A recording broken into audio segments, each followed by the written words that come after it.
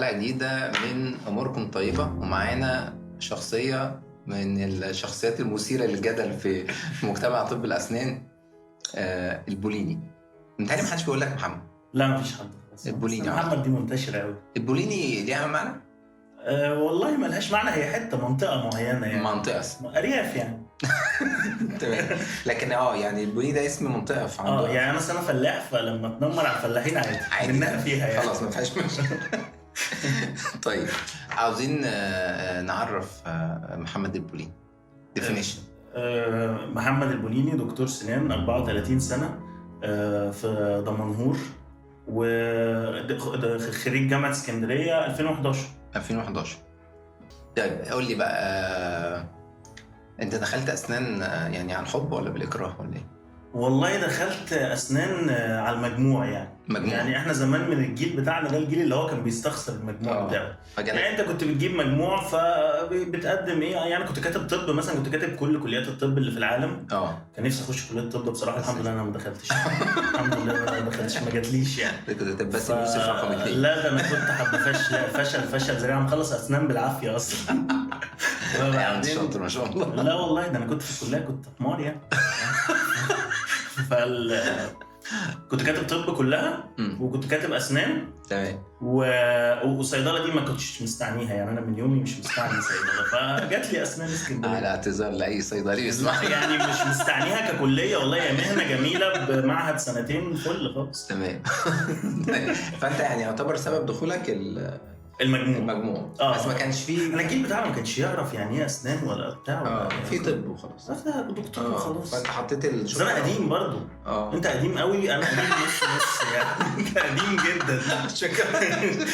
انا قديم. انت قديم شو، انا قديم. شكرا. ماشي كتر الحته دي.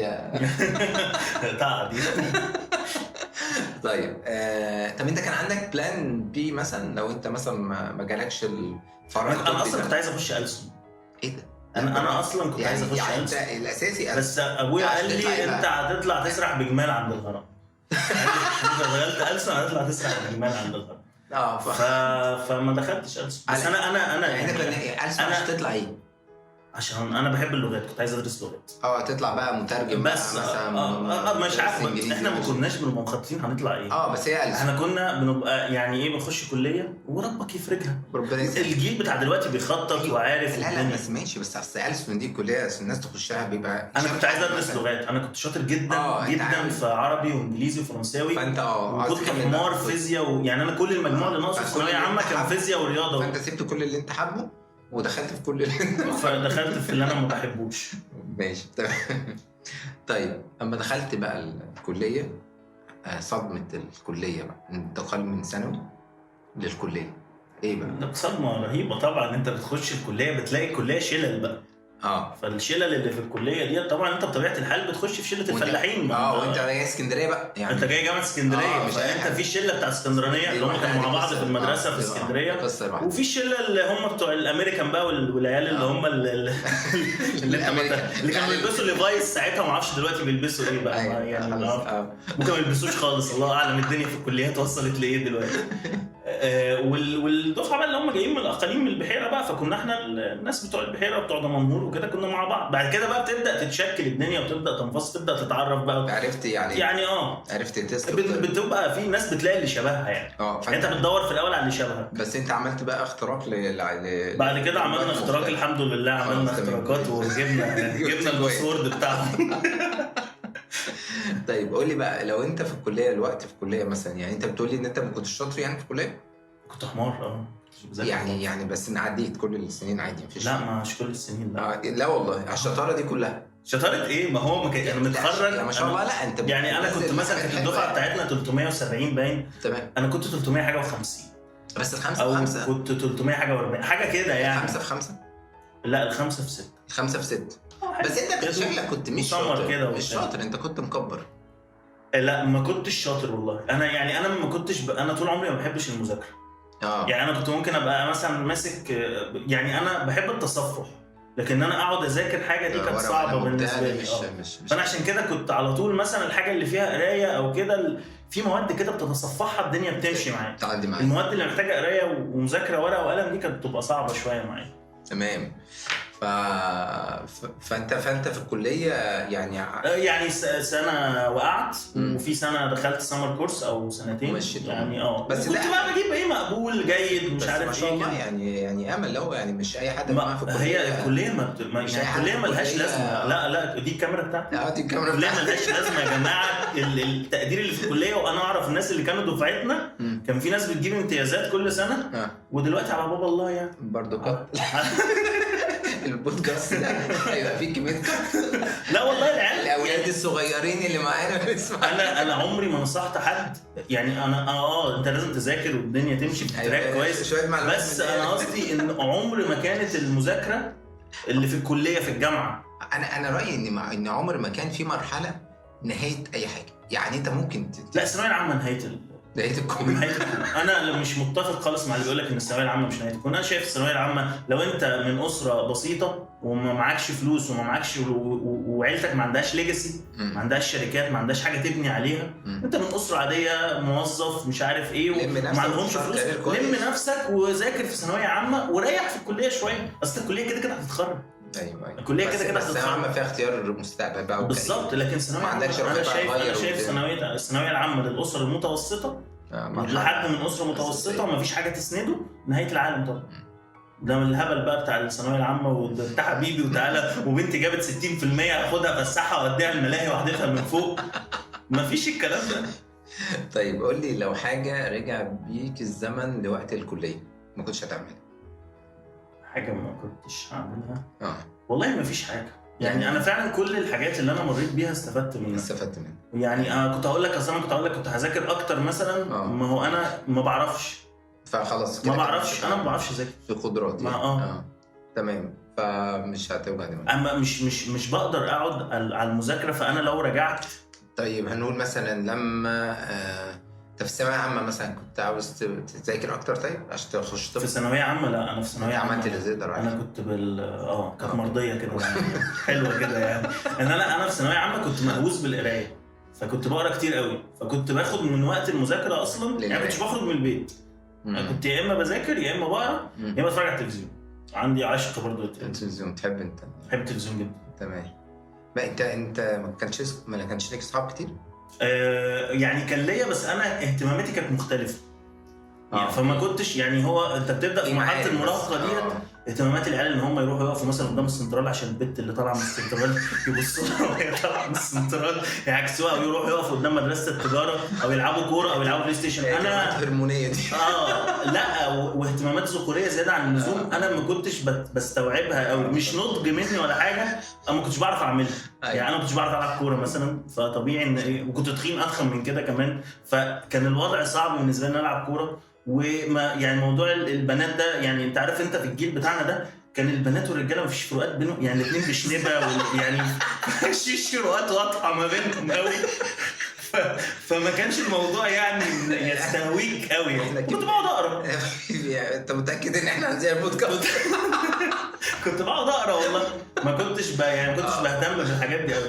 كان ابويا حتى يقول لي يا ابني ما تنزل تشوف لك ده والبلاي ستيشن والحاجات ديت. انا فيري باد لوزر يعني انا لو خسرت مثلا في حاجه او فشلت في حاجه عامه يعني انا ما بخشش في حاجه غير وانا واثق بنسبه فوق 70% ان انا هعرف اعملها وحش هعملها حلو مش مشكله بس هعدي يعني انت فاهم. هخش هجيب التاني. لكن انا في البلاي ستيشن مثلا كنت بخسر، كنت بهبد دماغي في الحيطه. فبطلت اصلا. بطلت العاب الكمبيوتر كلها يعني. ما عنديش جيمز على الموبايل، ما بلعبش اي حاجه، ماليش اي علاقه بموضوع الجيمز ده خالص.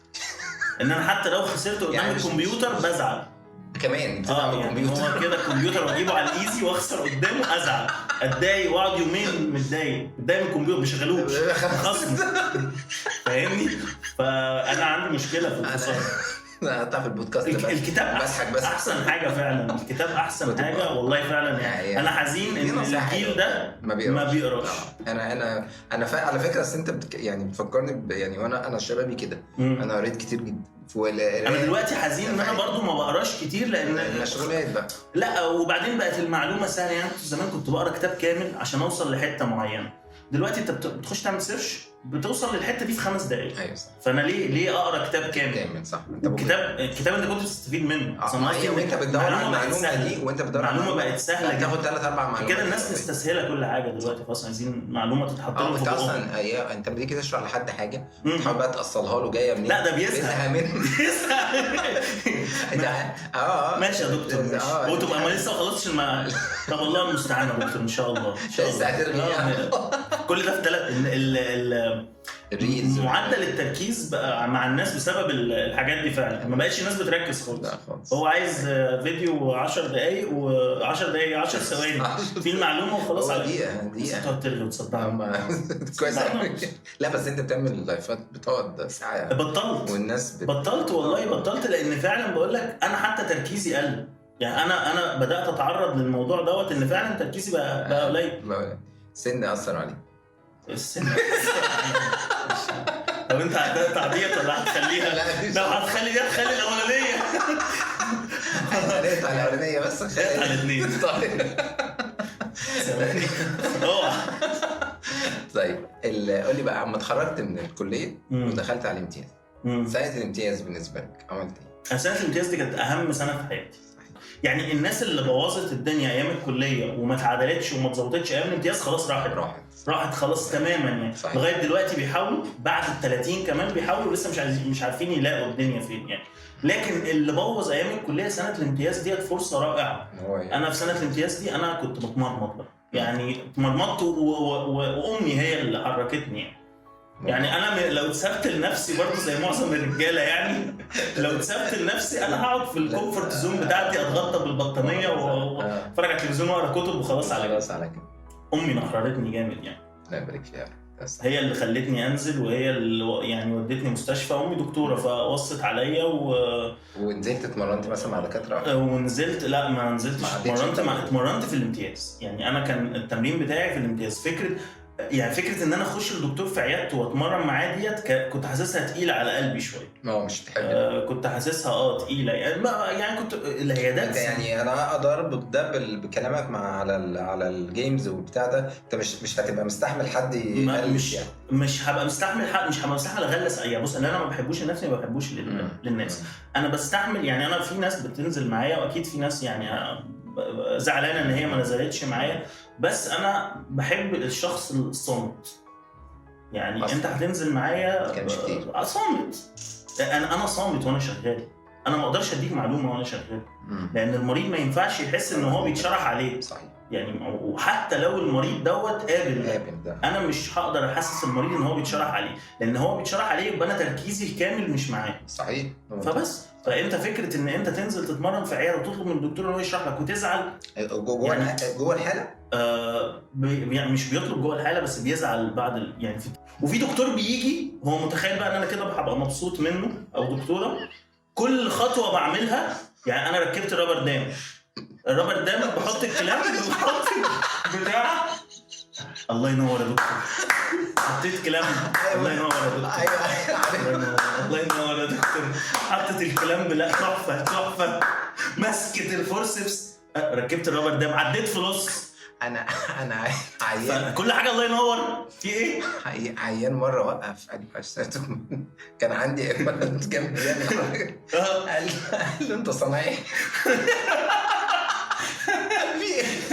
لا فعلا الله ينور يعني في ناس بتبقى مبهوره طول الوقت كده. الله ينور وما ينفعش حد بيشكر فيك توقفه. لا يعني فاهم ما ينفعش. انت برضو انا محتاج ده على فكره. انا حابب ده والله بس خلينا اخلص وقول لي 13 الله ينور ورا بعض. عارف احمد امين كان عامل سكتش كده لطيف مع ممثل تاني كده على طول بيقعد يطبل. انا حابب فعلا ان انت تقول لي كده بس بعد ما نخلص. مش قدام العيال. العيال هيزعل. تراسم مثلا حاجه للكاريرك مثلا، هتكمل ازاي؟ ناوي تبقى ايه؟ حد ما بقول لك احنا ما كانش الجيل بتاعنا ما كانش عنده القدر من الاكسبوجر اللي انت تبقى عارف اصلا الكارير ده بيمشي ازاي. انت شايف دكتور سنان في المحيط بتاعك، فانت عايز تفتح عياده زيه كده وخلاص. صحيح، ماشي تمام. ما كناش بنشوف ساعتها دكتور احمد عبد الحميد يا راجل والحاجات دي، ما كناش النت بقى ما كانش داخل، كانش لسه الانترنت. طيب دلوقتي السوشيال ميديا عامله لنا حرب بين سيادتك وبين الراجل الطيب. لا، ما هتتكلم على مصطفى سامي، هتتكلم همشي واسيب البرنامج. لا بجد يعني علاقه الافيهات دي بدات. لا هو مصطفى اصلا يعني الناس انا مصطفى اصلا انا كنت ببص له كايدول يعني كده، اللي هو حاجه ايه قبل ما تنزله، مثل اعلى، قبل ما تطلعه مثل اعلى. كنت ببص له والله كمثل اعلى فعلا، يعني واحد بيعرف يعمل كل حاجه ما شاء الله عليه. ما شاء الله عليه. بس لما عرفت بقى الباك جراوند وعرفت ان حياته كانت سهله جدا، فخلاص ما بقتش حاجه صعبه. ده مش عارف جامعات خاصه لا حياته كانت صعبه، وعايش في الرحاب، ساعات بينزل غير فطار، ده ساعات يعني بياخد بس كرواسون، والبطونات بتاعته بتقصر عليه، ما بيقدرش ينزل يجيب بطونات جديده، وده بيدهن الجسم والله العظيم. حاجه قاسيه موت، حاجه قاسيه موت يا ماما. عارف محمد هنيدي في حياته قاسيه جدا. يعني عشان كده تلاقيه دمه مش خفيف قوي دايما، اللي ما مرش بمعاناه في حياته. فتلاقيني انا يعني انا ما مريتش بمعاناه، بس انا يعني فاهم اللي ايه، مريت بتنمر بتاع حياتي ما كانتش اسهل حاجه يعني. فهو حياه سهله، فكل الكوميديا بتطلع من مين؟ احمد عادل. انت قصدك ان هو بيستعين باطراف، بيستعين باحمد عادل. اسماعيل دي معلومه بقولها وكل الناس عارفاها، ما اظنش يعني انت لوحدك قصاد التيم ده. انا لوحدي، وانا في دمنهور النت بطيء جدا، هم بينزلوا حاجه بسرعه.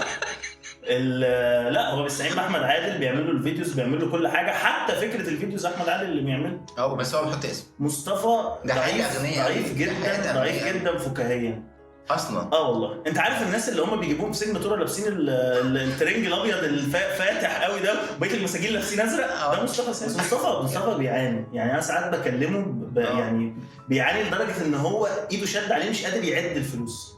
الايراد بتاع اخر اليوم مش قادر. يعني كنا مره اتكلمنا ان احنا عايزين نجيب مكنه يا حبيبي اللي هو بيعمل عارف انت المكنه اللي بتقف تتصمم قدامها في البنك دي.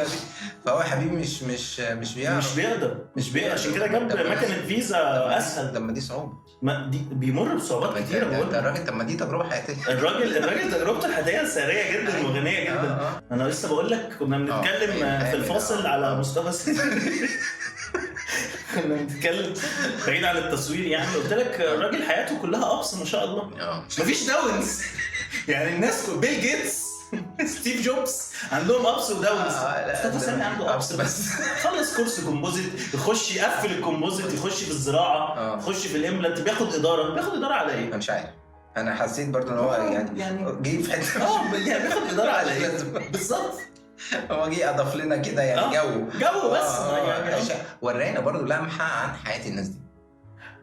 الحياه ديت انت دايما بتشوفها في التلفزيون بس. شفتها برضه يعني. انت عارف يعني، خلي بالك انت مش تابع الناس دي صح؟ لا انا جاي برضه ليه. انت مش لابس بليزر في العادي؟ لا انا اصولي اصلا طيبه امورك طيبه. يعني دنيتي بسيطه يعني. فانا بس على كبر كده وكده جيت المعادي كده، لكن انا لا. المعادي دي تعتبر طيبه عادي يعني مع يعني انت مش تعرفش حاجه. انا يعني لا معادي منطقه شعبيه اصلا بجد والله. لا مش حاجه انت تشتغلني دي صح. دي اشتغاله. المعادي دي بتاعت الناس اللي هم القديمه، اللي هم عارف الناس اللي هم اولاد البلد. دي كده اشتغاله دي. انا جايب تاكسي ب 150 جنيه وقعد يقول لي المعادي ولاد البلد. ايوه يا الناس اللي هم الجامده، الناس اللي هم الشديده بيبقوا دايما في مناطق. انت عارف في كل بلد محافظه بيبقى في مناطق اللي هي الهاي كلاس ومناطق اللي هي الشعبيه. طب انت هتفضل تشتغلني كده يعني؟ لا والله المعادي يعني بص، المعادي مش زي زايد والرحاب وكده بس يعني. لا قل كتير. لا بجد والله. معادي مش حلوه يعني ممكن تحطها تصنفها. انتوا عندكم بس انت دلوقتي في دمنهور، ايه المناطق العاليه هناك؟ اللي انا ساكن فيها. حلو. ايه المناطق اعلى منطقه المناطق المتوسطه مثلا شويه؟ المناطق اللي انا مش ساكن فيها. اي حته غير انا مش ساكن فيها. انت مش ساكن فيه. الاشاعات اللي سمعناها ان انت سريع جدا في السواقه دي مش لا. انا بقول لك انا لو راكب العربيه مع ابويا ففي نص الطريق كده مثلا واحنا رايحين من دمنهور لاسكندريه وانا بقى بتدنجل كده 60 70 ماشي كده على مهلي. ففي مره قال لي بص انا اتخنقت. يعني الاب الطبيعي اللي يقول لك انت تستحمل ابنه. قال لي بص انا اتخنقت اركن انت وتعالى نسوق الله يرضى عليك. لا ابويا اللي انا بقول لك هو زاهد اصلا في الحياه قال لي اتخنقت من سواقتك. عاوز يوصل. مفيش. انا ما بحبش السواقه اصلا. ما وصلناش. ما تاخدش مخالفات. ما فيش اساسا. ملتزم. كانش صف تاني. ما فيش اي حاجه. طب انت دلوقتي يعني راجل بتنزل فيديوهات حلوه جدا وانا دايما بشوفها جميله وحقيقيه. يعني دايما بقول ان هي فيديوهات ايه من الحياه اليوميه بتاعت العياده ما فيهاش تمثيل يعني. اخبار المذاكره ايه والكورسات والليله دي بتعمل ايه؟ انا ما بذاكرش خالص. طب بتفرج. انا بحب العيال الهنود قوي على اليوتيوب بصراحه. لا عاملين كونتنت حلو قوي. لو قدرت تفك اللغه انا قعدت في الهند فتره فخلاص بقيت يعني بالنسبه لي اللغه مش اللغه الهنديه الاكسنت. ما احنا هنوصل بقى لحته السفر دي. فالاكسنت بالنسبه لي بقت يعني لوز. يعني ما بتتفرجش على الكونتنت بالهندي؟ لا مش بالهندي. هو الانجليزي بتاعهم صعب شويه فهي الناس بتتخنق لان هو الانجليزي صعب شويه في ان انت تفك الايه يكلموك كانه هندي. بس هم احسن ناس بتعمل كونتنت اسنان على اليوتيوب. حتى كتب الهند والهندي اسهل كتب. لا هم يعني مجتهدين جدا. انا عندي مشكله مع اي حد بيغلط في الهنود كده. يقول لك يكون مثلا راح السعوديه مثلا قعد له 10 ايام هناك يقول لك استريحتهم وبتاع. اكتر ناس مجتهدين عارفين بيشتغلوا امتى وعارفين بيريحوا امتى وعارفين يعني فكك. الهنود انضف من الاجانب. يعني انا بالنسبه لي من اكتر الشعوب اللي انا اتبسطت في التعامل معاها. رحت ايه؟ تقوليني دايما بشوفك بتحكي عن تجربتك في ديكور العيادة. تجربة منيلة. ايوه يعني موضوع ده بقى في السيرة اللي تعجبني دي. ممكن ناخد بقى قهوة عشان السيرة دي بتعصبني نفسيا. مكلفينهم جايبين مكسرات وبلح يعني. دي القهوة دي ديكور غالبا. دي باردة جدا. بردت بقى. دي باردة جدا. دي ديكور. ممكن ده يبقى بلاستيك. كلمت خلاص وسبت اللعبة لغاية ما بردت. السيرة دي صعبة. ايوه يعني دلوقتي انت كان عندك العياده دي الجديده صح؟ قبلها كان عندك عياده بتاعتك؟ كان عندي بس كانت عياده ما كانش يعني فيها بقى مهندس عياده في البطيخي كده. طيبه. فبعدين بقى امورها اقل من طيبه شويه. فانت بقى قررت تعمل حاجه بقى اللي هي عياده العمر يعني. فايه اللي حصل يعني؟ ايه المشكله جت منين؟ الموضوع دايما بيصير فضول يعني. والله المشكله جت من سوء اختيار. بس هو الكلام ده يعني مش هقدر اقول لك كل التفاصيل. اللي هو الموضوع كان فيه يعني في اولا من الحاجات التجارب مستني ايه وما حصلش. انا كنت مستني من الناس يعني. بص انا دايما بستنى من اي حد يعمل لي حاجه ان هو يتعامل زي ما انا بتعامل في شغلي. فلقيت ان الموضوع ده صعب جدا جدا. لان احنا للاسف الشديد مصر بلد ميديوكر. كلمه ميديوكر دي اللي هي متوسطه الحال. فالشوارع بتمشي في شوارع متوسطه الحال. بتتعامل مع ناس متوسطين الحال. فما تنتظرش ان في مجال ما تلاقي يعني الماجوريتي بتاعته هتلاقيها متوسطه الحال. فال5% اللي انا بعتبر نفسي من الناس اللي بتعمل شغلها كويس. يعني حتى الحاجه اللي انا بعملها وحش يعني انا لو عملت حاجه وحش مثلا في لمريض ما يا اما ما باخدش منه فلوس حاجه اانا مش راضي عنها يا اما ما باخدش منه فلوس يا اما بعتها له تاني على حسابي. هو اتضح ان دي ثقافه مش موجوده اصلا. يعني دي مش موجوده خالص. فال5% اللي هم اللي انا كنت بعتبر نفسي كنت شايف ان هم موجودين بنسبه كبيره. لما تعرضت للفئه دي من الناس اكتشفت لا ان انت دي مش هتلاقي الموضوع بس انا شفت ما شاء الله العياده حلوه يعني. العياده حلوه كشكل. الفينش انا عندي مشاكل رهيبه. انا كل يوم والتاني جاي حد بيصلح لي حاجه. خشب مفقع بتاع بيفك يعني مشاكل كهرباء مشاكل سباكه مشاكل. واللي انا صرفته لا تتماشى اطلاقا مع اللي اتعمل. انا كنت صارف على اساس انا كنت بصرف كل اللي معايا. يعني انا كنت بصرف خلاص. عارف انا في تحوشت العمر. فبس علاقتك ايه بالاكل؟ للاسف علاقتي بالاكل دلوقتي بقت مضره جدا. يعني انا كنت بحاول ان انا اخلي علاقتي بالاكل يعني في فتره طويله. يعني انا كنت تخين وخسيت 25 كيلو. تخين ده يعني يعني كنت 100 وشويه مثلا. عشت طول حياتي تخين. يعني لغايه ما اتخرجت؟ لغايه ما اتخرجت يعني لا عشت طول حياتي تخين، والموضوع ده اكسبني صلابه شديده يعني. التخين اكتر حد الناس بتتنمر عليه، انت فاهم ازاي؟ يعني لو واحد مثلا دايما تخان طيبين كده، دايما تخان طيبين دمهم خفيف وزملكاويه وكده يعني. انا بحبها فيك. فانت عارف الناس دايما بتتجنب التنمر على اي حد، مفيش حاجه يعني مش هيتنمر على واحد اعور مثلا، بس يتنمر على واحد تخين عادي مثلا. يعني اصلا انا برضو ما بتعاطفش مع التخن، ما بعتبروش مرض يعني. انت فاهم ازاي؟ وانت دي اختياراتك في الحياه، فمعلش بالظبط. فخسيت خسيت شويه حلوين، وبدات احاول احافظ على علاقتي بالاكل، ان انا ايه لا بجوع ولا بشبع، يعني اللي هو ايه في النص، يعني لا اشبع قوي ولا جوع نفسي قوي. وفضلت محافظ كام سنه كده، وبعدين بدات يعني وصلت لمرحله في الشغل في الفتره الاخيره ان انت الحاجه الوحيده اللي بقت تبسطك بنسبه كبيره، يعني المكافاه اللي انت بتاخدها بعد الشغل هي الاكل. دي مشكله. الاكل بيعتبر مكافاه، ومكافاه حلال بيور. ما انت هتروح فين؟ يعني انت بتخلص، اصل انت هتخلص شغل في دمنهور، بلد بتنام الساعه 10 بالليل، هتروح فين؟ ولو في القاهره يعني انت ولا ليا في الجيمز ولا ليا في حاجه، فخلاص انت ما قدامكش غير تقعد تاكل وتتفرج على التلفزيون. والنتفليكس للاسف بقى برضو ازمه يعني، بيقعدك على التلفزيون كتير، وانا اصلا من عشاق التلفزيون، فخلاص. طب ايه في اكتر اكله بتحبها؟ يعني الناس بتنصحك بيها مثلا حد؟ انا بالنسبه لي يعني الموضوع ده مش يعني انا كنت زمان بحتار في السؤال ده، بس انا دلوقتي عندي اجابه قاطعه. ايه بقى؟ سندوتش فلافل اللي هي الصغيره ديت في عيش فينو. دي اكتر اكله بحبها الصراحه. عيش سخن في عيش فينو كده لسه اللي هو الصغير رفيع خالص ده، وفلافل اللي هي القماطي الصغيره دي، وبتتسقط في العيش الفينو مع طماطم. يا سلام. وشويه ليمون معصفر، وجو يبقى ساقع شويه. لا في اي جو. انا بالنسبه لي ده والله انا بالنسبه لي دي وجبتي المفضله. دي وجبتي المفضله. فعشان كده انا بادبت، يعني انا ممكن يعني لما الناس تقول لك انا ممكن اعيش ب 10 جنيه في اليوم عادي، بس انا باكل فلافل يعني باكل فلافل وعيش فينو يعني. ايوه صح، بس عادي يعني ما بتاثرش قوي بالهزات الاقتصاديه اللي اسعار اللحمه والفراخ والحاجات دي. اهم حاجه اسعار الفلافل. انا باكل فلافل يعني ما ماليش علاقه بالموضوع ده قوي. طيب يومك بقى نخش على حياتك الاجتماعية. يومك بتقضي ازاي؟ والله انا يومي بقضيه معظمه. بتصحى بدري ولا متاخر؟ انا بصحى بدري. تصحى بدري؟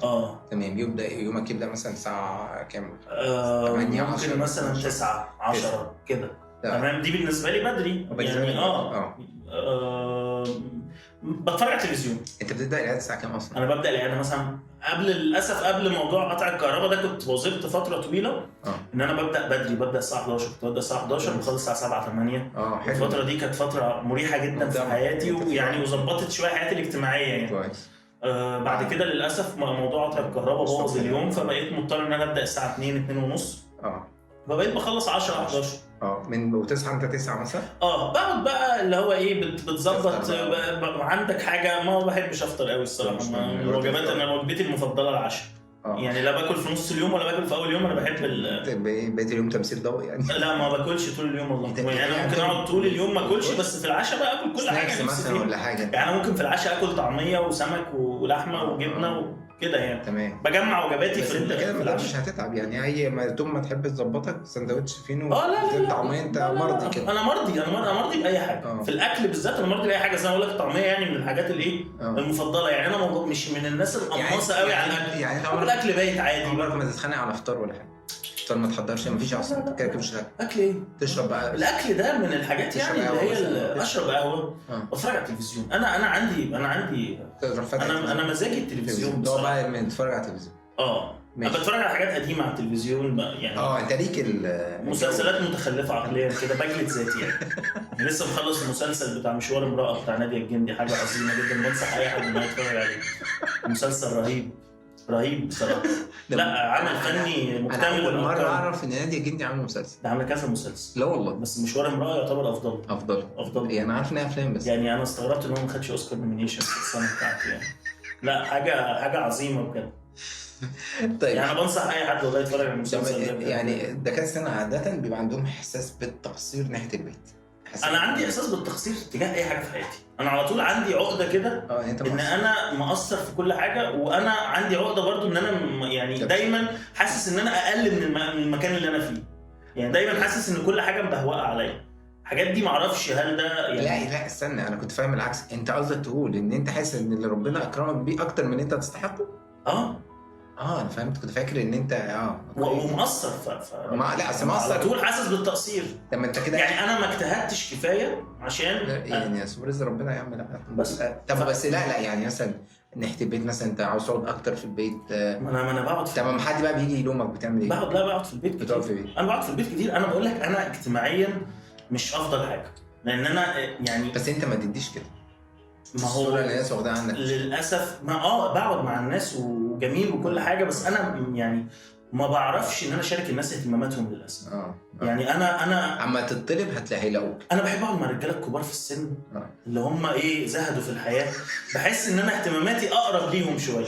يعني اللي هو ما بنقعد مع بعض كده. يعني من اكتر العادات اللي بحبها ان اروح القهوه مثلا الاقي حد كبير في السن الضم معاه. ساعات بقعد على القهوه لوحدي الضم مع حد كبير في السن. الناس لا بعد العياده. ويعني انا مثلا وانا بلف في القاهره كده انا بنزل القاهره كفسحه، وده اللي الناس بتستغربه.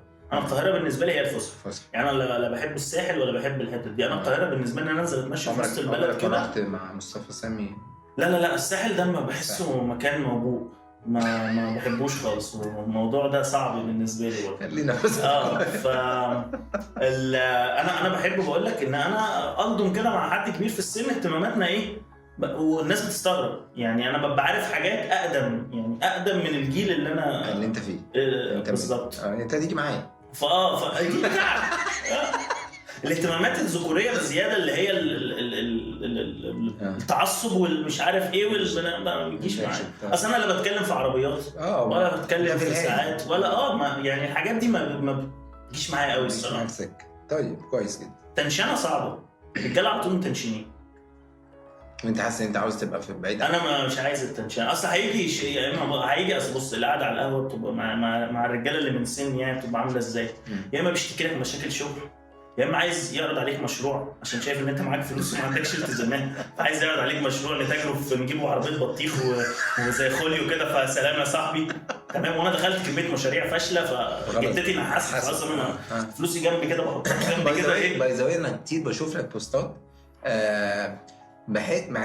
بحس ان ده اللي كاتب البوست ده واحد اتمرمط. يعني انا دخلت مشاريع ده راجل دخل كام فهم الليله. يعني انا كان عالم بالصعب. انا كان طموحي ان انا يعني اعمل مصدر دخل بعيد عن الاسنان. بعدين فشلت واقتنعت. الاسنان حلوه. يعني بستغرب قوي الناس اللي هم بتوع الاداره مع احترامي ليك يعني اللي هو في حد يعني كذا حد من بتوع الاداره يعني يقول لك انا في الكورس ده هعلمك ازاي تعمل فلوس وانت قاعد في البيت. طب ما حضرتك ما بتعملش ليه؟ يعني انت تبقى قاعد على الشط في الكاريبي والفلوس بتنزل في حسابك. طب حضرتك مش قاعد في الكاريبي ليه؟ حضرتك قاعد في الحي السابع في مدينه نصر بتديني كورس الساعه 9 الصبح ليه؟ ومصاحي معمص وراكن عربيه لانوس تحت ليه؟ يعني ايه اللي مخليك بتدي كورس في الحي السابع؟ طب ما تقعد في الكاريبي. فاكتشفت ان فعلا انت لازم تشتغل عشان تجيب فلوس. مفيش حاجه اسمها حاجه بتعد لك فلوس وانت قاعد. عارف انت اللي هي الاعلانات بتاعت عايز تعمل 200 جنيه في الشهر وانت قاعد عايز تقعد في الحمام والفلوس مفيش حاجه اسمها كده يعني. اخر فقره معانا نسالك عن هوايتك غير بقى انت قلت لي القرايه. قرايه بس والله. قرايه بس. تقرا في قرايه والتلفزيون. بقرا محدش مثلا يعني انت حياتك هاديه. حياتي هاديه جدا. ما حدش قال لك يا عم ايه الملل ده يعني. ما هو انا يعني انا بحاول بس الماتيريال بتاعت الفكاهه الفظيعه دي انت بتجيبها من الهدوء ده. ما هو انا مريت بحاجات. تمام. انا حاولت قدر الامكان ان انا ده كان تارجت عندي ان انا حياتي بعد ال30 تبقى حياه هاديه. 30 ده بدري. حياتي بعد ال30 تبقى حياه هاديه مستقره بشكل ما او باخر، ما فيهاش منغصات. هتعمل ايه بعد ال40؟ بعد ال40 هموت بقى مش عارف. هو انت عايش ازاي بعد ال40 دي؟ ما تحكي لي شويه عن الحياه بعد املي في ربنا كبير يعني ان هو ال40 تبقى تخلص فينالي السيزون فينالي. ما انت بعد ال 30 عاوز حاجه كده. يعني انا حاولت ان انا اخلق نفسي في القاعه، عشان كده انا يعني انا بقول للناس ان الحياه في مصر جميله وكده، بس انا مش بتفهم جدا ان حد يبقى حياته في مصر صعبه وكده. انا حاولت ان انا اخلق لنفسي حياه سهله، لان انا في مرحله ما من حياتي عرفت ان انا ما اقدرش اسيب مصر، وان انا البلد المثاليه بالنسبه لي ان انا اعيش فيها بشخصيتي دي بتركيبتي دي هي مصر. فانا مش هقدر اسيب مصر، فهخلق لنفسي حياه مريحه جوه مصر، محاوط نفسي بمجموعه من البشر انا بحبهم وبيتفهموني على عيوبي، بشوف الحاجات الحلوه اللي في مصر بقى، الشوارع الجميله كل الناس اللي حسموا موضوع السفر بيقدروا يوصلوا للكونكلوجن. مصر فيها حاجات ده حقيقي. يعني احنا ما نقدرش نقول ان مصر ما فيهاش حاجات حلوه ولا نبقى مجحفين يعني. لا في طبعا فيها حاجات حلوه كتير وحاجات مش موجوده غير في مصر بس. ده حقيقي. طيب في حته كده احنا نسيناها، معلش بقى مش عارف غير ما تجربه السفر. انا سامع هند وكان في بلد رحت انت بلد رحت انا كذا. بص انا التجربه ديت كانت واضح ما كانش للسياحه يعني، واضح انت كنت لا انا كنت عايز اهب.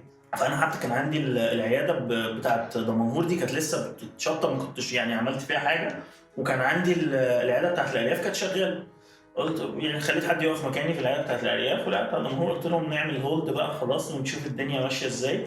خدت شنطتي وسافرت. يعني انا سافرت حتى اهلي ما كانوش عارفين انا هرجع امتى ولا هرجع هعمل ايه، ولا انا كنت عارف انا هعمل ايه. خدت تذكره وان واي على الهند. لان انا الهند كنت رحتها قبل كده فكنت حاببها. لا ثانيه واحده، انت ما رحتها قبل كده؟ رحتها سياحه؟ انا رحتها قبل كده كنت رايحه سياحه. بس ما حدش بيروح الهند سياحه. لا ما حدش بيروح، ناس كتير بتروح الهند والله تروح كده سياحه كده. الهند بلد يعني بيروحوها بلد لا بعد ما يكون لف اللفه بتاعت تركيا واوروبا والجو ده. تركيا واوروبا دول عمرهم ما استهوني. اوروبا اصلا ما فيهاش ثقافه. اوروبا دي هتشوف شويه شوارع نظيفه وتشوف ناس شقر بيبصوا لك من تحت لفوق. طب على ايه يعني؟ وتروح تتذنب عشان تاخد فيزا وبتاع. طب ما العالم مفتوح، العالم كبير يعني، بعيدا عن اوروبا والهبل والقرف بتاعها ده. فانت رحت الهند. فانا كنت عايز ادور على شغل. فانا رحت اول مره انبسطت فقلت لا قلت دي بالنسبه لي اكسسبل، الفيزا بتاعتها سهله والدنيا جميله وحجزت تيكت وان واي. بس انا رايح الهند، انا رايح ادور على شغل، انا رايح اسيب مصر وادور على شغل. بالنسبه لي انت رايح بقى الهند عشان تدور. ما هو انا بالنسبه لي الخليج ده كان منتهي مع احترامي يعني. تمام بس انا كبلان يعني انت هتروح. ما كانش عندي بلان، رايح خلاص. رحت الهند، قعدت شويه دورت شويه، الموضوع كان صعب بس انا كنت يعني ايه معايا فلوس اللي هو تعيشني. كنت عايش بقى اليوم بيوم يعني. انا كنت عايش يعني كنت ممكن اليوم كله بتعيش مثلا $4 $5 في اليوم. انا اصلا قاعد في اوضه تعبانه خالص يعني، وبلف وبشوف الدنيا ماشيه ازاي. ما هو انا يعني بعد الهند رحت ماليزيا، قعدت فتره، قعدت شغال في هوستل كده شويه يعني. كنت باخد نومتي يعني كده والفطار وبتاع وبدخل لها الناس وماشي اموري شويه. بعدين بعد ماليزيا رحت كمبوديا، قعدت شهر هناك. كمبوديا انا اساسا كمبوديا دي عشان كانت فيها حرب كده باين. كمبوديا كان فيها الخمير ايوه الخمير الحمر زمان كده. البول ده قتل ثلث الشعب، قتل 3 مليون بني ادم. كانت الحرب دي اكيد خلصت يعني اكيد. لا هي خلصت. بس هم الشعب بقى هناك يعني من الاسرار الشعب خلص يعني. البلد ما فيهاش حاجه خالص بس عملتها $1، فهي شبه لبنان قوي. اوكي. برضو كان فيها فرصه ان انا اشتغل مدرس انجليزي، بس كانت الدنيا واقعه شويه. انا كنت بدور على يعني بعد ما فهمت الدنيا ماشيه ازاي. هم الشباب في اوروبا كانوا بيبقى عايز ياخد فتره بريك ما بين الهاي سكول وما بين الايه الكوليدج. معاه شويه فلوس مجمعهم من الشغل في الصيف، فبيلف اللفه ديت وبيلضم في ايه، في ان هو يشتغل مدرس انجليزي. هو هناك اي حد شكله مش صيني ينفع مش شبهنا ينفع يشتغل مدرس انجليزي. زي المدارس الانترناشونال اللي يجيب لك سباك من صربيا يشغله مدرس انجليزي يعني. يقول لك ايوه، فبيقول لك احنا عندنا اجانب. فهي نفس الكونسيبت. فانا كنت رايح بس كمبوديا، قعدت شهر هناك. البلد يعني مشكلتي معاها كانت الاكل. الاكل كان صعب قوي.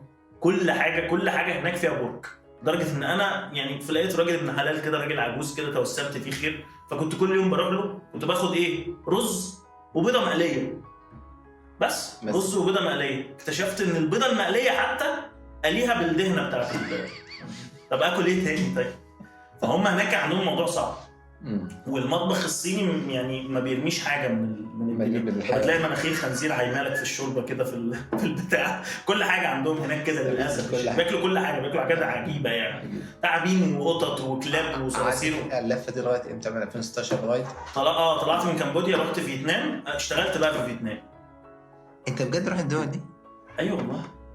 فيتنام جميله جدا. طب وانت كنت بتخشها وبتاخد تاشيره بتقعد عادي؟ بتاخد تاشيره في مكاتب بتطلع التاشيره. لا ما هو انت بتاخد تاشيره مثلا شهر او 3 وبتطلع. يعني لو عايز تجدد كنت بتطلع بتروح ماليزيا من غير تاشيره، تاخد طياره على ماليزيا تجدد الفيزا وترجع تاني. فبس فيتنام اشتغلت فيها. اشتغلت ايه بقى؟ اشتغلت مدرس انجليزي. كنت بقعد ما حاولت كنت بقعد انا فكرتك كنت بقعد في ليسننج كده، وحاولت اشتغل اسيستنت. رحت كام عياده، بس هناك العيادات يا اما تكون بتتكلم فرنساوي يا اما تكون بتتكلم فيتنامي. الانجليزي ملوش قيمه قوي هناك. يعني هي فيتنام منفتحه قوي على الانجليزي حاليا، ولكن انت عشان تشتغل هناك وتتعامل لازم يا اما تتكلم فيتنامي يا اما تتكلم. هناك كانت مستعمره فرنسيه يعني. فطبعا انا ما كانش معايا اللغتين دول، فموضوع مدرس انجليزي ده ما كانش معاك باثنين. $5 في الساعه. $5 يعني كنت باخد $5 في الساعه مقابل ان انا اقعد كده على الترابيزه كده زي ما انا قاعد معاك مع الناس. وهم كان بيبقى عندهم حاجه اسمها listening. انت بتعمل حاجه يعني في الموضوع ده؟ كنت بصحح لهم بس. يعني هو مثلا قاعد بيكلم زميله اللي قدامه فبيقول له he is very are، فاقول له لا he is very good، او هي يو ار مش عارف ايه. يدوك $5 في الساعه، ويدوني $5 في الساعه وبيحاسبوني على الغداء الغداء والمشاريب وكده. وفيتنام كانت اخر حاجه في الرحله.